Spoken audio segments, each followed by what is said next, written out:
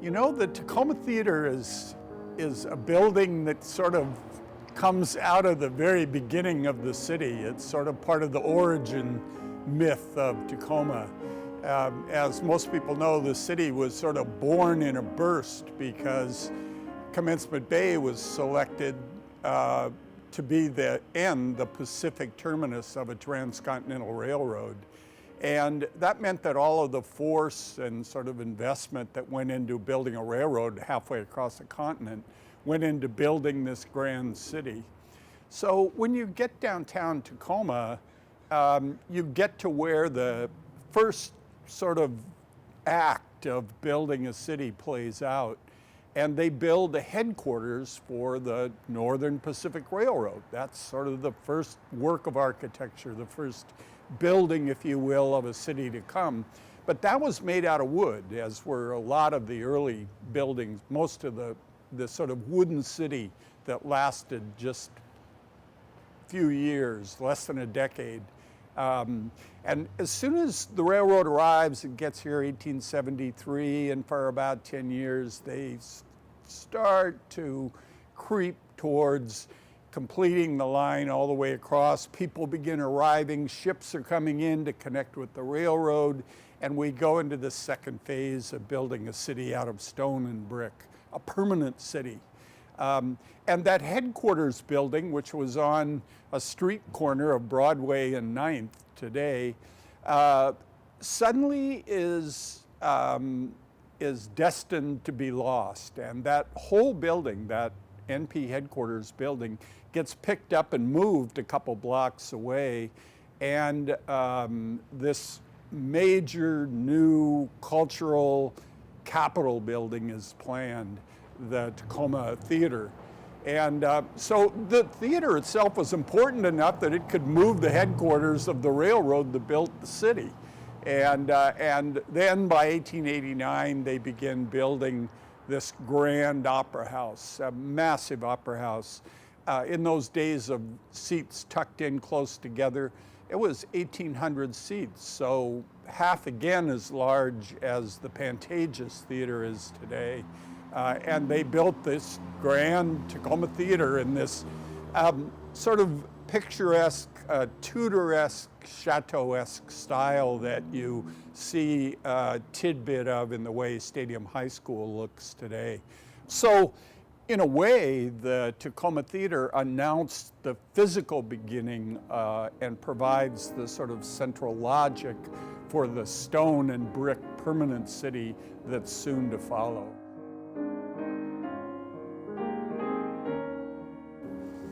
Well, it's a real pleasure to be standing here next to this wall, this stone.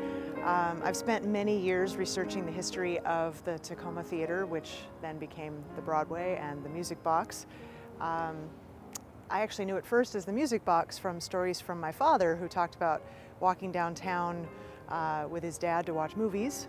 And I think that's probably the venue that most people still alive would remember as the Music Box movie theater.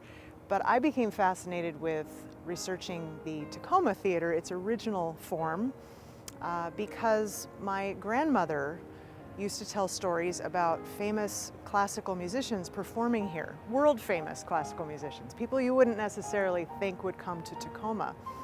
And because my grandmother sometimes told tall tales, I thought I would see if these stories were true.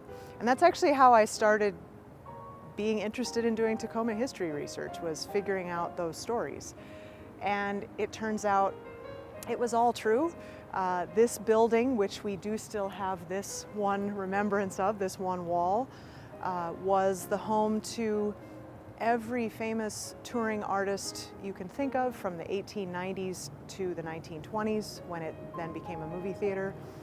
I guess the best way to think of it, in my opinion, is it's like a version of the Tacoma Dome from a previous century. It was a venue that hosted world-class artists, and then the next week it might host a high school basketball tournament. It was a home for everything in Tacoma. This building was also the center of Tacoma's theater district long before we even had the Pantages and the Rialto. And everything you see when you look around the theater district is sited where it's sited because this building was here first. So to find out that there was actually footage from the fire that destroyed it was just an amazing revelation to me, and I think it's wonderful that we all get to see and experience that last moment of the building. And then I plan to continue researching some of the great stories of the different musicians that performed here, because that's my area of interest.